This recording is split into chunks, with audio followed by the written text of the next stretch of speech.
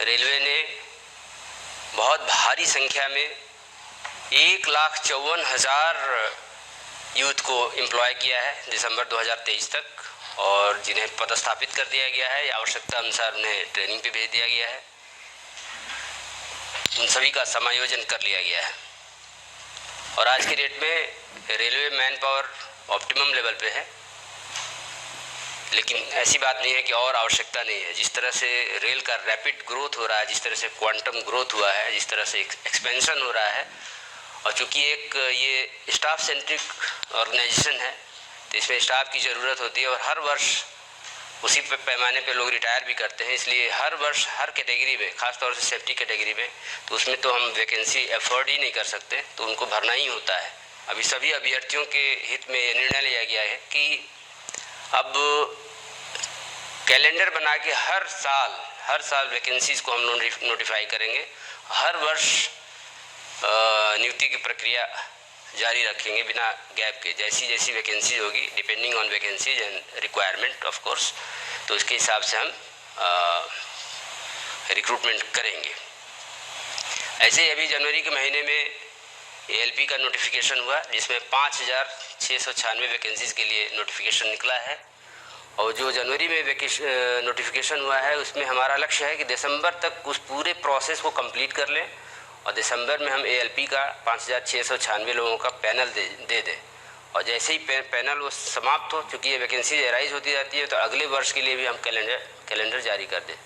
इतना ही नहीं, जैसा कि स्टूडेंट्स का भी, जो हमारे यूथ है, उनका डिमांड था कि और भी वैकेंसीज़ कब आ रही हैं, कब आएंगी, तो उसको भी ध्यान में रखते हुए रेल मंत्रालय ने अभी हम लोगों ने इसको नोटिस में भी दे दिया है कि टेक्नीशियन कैटेगरीज में जिसमें 9,000 वैकेंसीज हैं, ऑलमोस्ट अनुमानित वैकेंसीज हैं, उसके लिए भी हम लोगों ने एक टेंटेटिव कैलेंडर दे दिया है कि 9,000 वैकेंसीज़ को फरवरी के महीने में 2024 में नोटिफाई करेंगे और एक साल में, यानी कि अगले साल फरवरी तक इसको कंप्लीट कर लेंगे। कंप्लीट करने के बाद एक नेक्स्ट साइकिल में हम नोटिफाई करेंगे ये, ताकि पूरे रिक्रूटमेंट प्रोसेस को टाइम बाउंड मैनर में हम इसको कंप्लीट कर पाएँ, संपन्न कर पाएँ। इसके अलावा रेल मंत्रालय ने एक बहुत बड़ा कदम उठाया है एज रिलैक्सेशन दे करके। कोविड के टाइम में, जैसा कि आप जानते हैं, 2-3 साल तक परीक्षाएं करना संभव नहीं हो सकी थी। बहुत सारे कैंडिडेट्स ओवर एज हो गए थे, तो उनको सम्मिलित करने के लिए, उनको भी अवसर प्रदान करने के लिए रेल मंत्रालय ने 3 साल का, 1 साल नहीं, 2 साल नहीं, 3 साल का एज रिलैक्सेशन दिया है, जो कि जिससे हमारे कैंडिडेट्स जो वंचित रह गए थे, जो चूक गए थे एग्ज़ाम देने से, हो पाएंगे, अपीयर हो पाएंगे आगामी होने वाले एग्ज़ाम्स में। तो एक बड़ा उनके लिए भी अवसर होगा। और इस संदर्भ में मैं कुछ और बातें ही बताना चाहूँगा अपने अभ्यर्थियों को कि जब भी नोटिफिकेशन निकलता है तो फॉर्म कैसे भरना है। फॉर्म फिलअप करने से ही आपका एग्ज़ाम शुरू हो जाता है, वहीं से, वो भी पार्ट है एग्ज़ाम देने का। तो बहुत से अभ्यर्थी बाद में बड़े हताश हो जाते हैं कि उनका फॉर्म रिजेक्ट हो गया।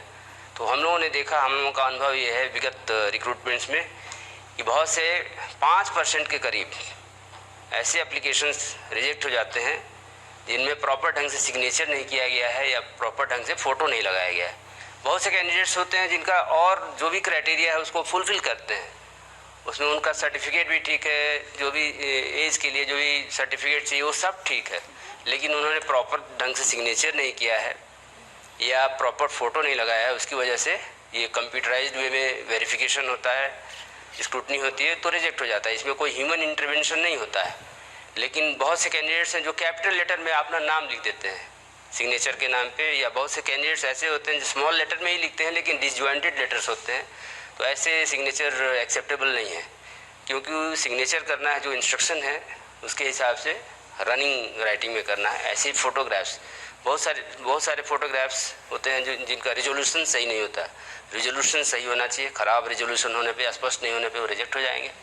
ऐसे बहुत से कैंडिडेट्स होते हैं जो फुल बॉडी का अपना फ़ोटोग्राफ दे देते हैं, या बहुत से ऐसे कैंडिडेट होते हैं, अभ्यर्थी होते हैं जो सेल्फी दे देते हैं, और ऐसे भी कैंडिडेट्स होते हैं जो ग्रुप में फ़ोटोग्राफ्स दे देते हैं। वेरीफाई करना बड़ा मुश्किल होता है, और जैसा कि आप जानते हैं, आइडेंटिटी और जेन्युइनिटी सबसे इम्पोर्टेंट पार्ट है किसी भी रिक्रूटमेंट प्रोसेस का।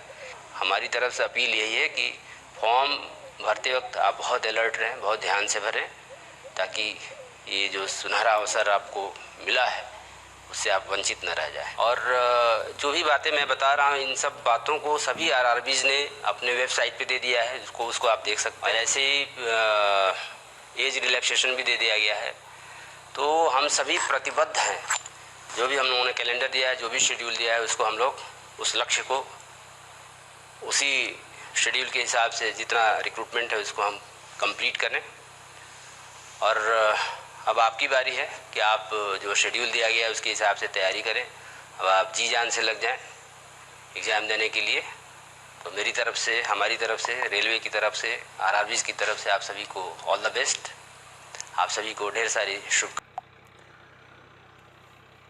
तो प्यारे बच्चों, आप लोगों ने सुना किस तरह से रेलवे अध्यक्ष ने अपनी बातों को रखा, काफ़ी संगीनता से रखा है। और उन्होंने कहा है कि किस तरह का हमें डॉक्यूमेंट अपलोड करना चाहिए, और साथ में जो डॉक्यूमेंट्स अपलोड करना है वो आपका जो सिग्नेचर्स होता है उसको कैपिटल लेटर में कभी नहीं देना है, रीजॉइनिंग लेटर्स में कभी भी सिग्नेचर को नहीं करना है।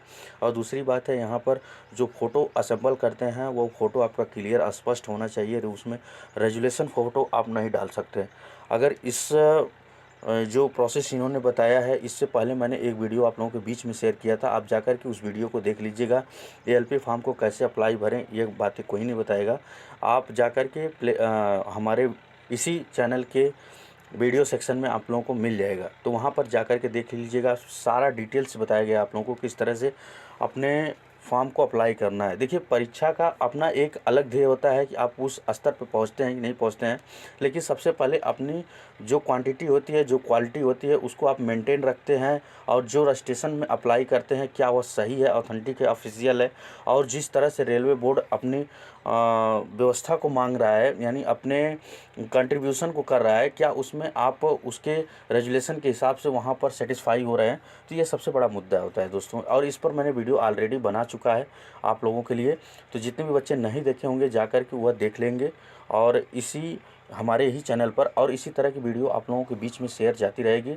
तो आइए इस पहल को आगे तक ले चलते हैं। और रेलवे बोर्ड ने कहा है कि नहीं, हम हर साल अपना कैलेंडर निकालेंगे। तो जितने भी बच्चे आरआरबी से जुड़े हैं, आरआरबी के लिए तैयारी कर रहे हैं, वह ज़रूर कंफर्म हो जाए। और दूसरी बात यहाँ पे हम कर लेते हैं कि जितने भी बच्चे आरपीएफ कांस्टेबल एसआई की भर्ती के लिए तैयारी कर रहे हैं, वह जान लीजिए कि मार्च के सेकेंड वीक तक उनका एग्ज़ाम होना अनिवार्य है।